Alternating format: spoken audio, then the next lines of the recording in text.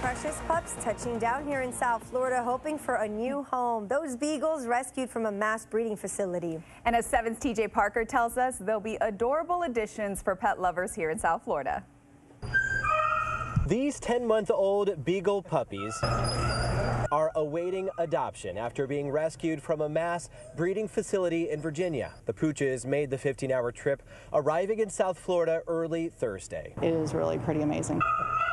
This is the second group of beagles that the Humane Society of Broward County has taken in, and within hours of getting them, they already received more than 350 applications. All of our appointments are already full.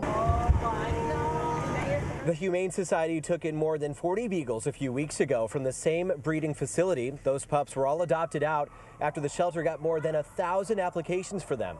And as soon as these 20 dogs came in, they also had to stop taking in applications after getting so many. The announcement that we had received the beagles went up about 9:30 this morning on our social media, and by 11:30 all of our appointments were full. I mean, with extra applications.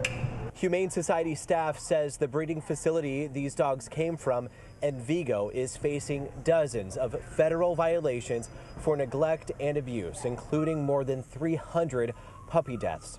Senior VP of Operations Mary Steffen says she is happy to be able to rescue them. This truly is a life saved, and you know, the trip from Virginia to here really was a freedom ride for these dogs. These pooches now prepared for a more perfect home.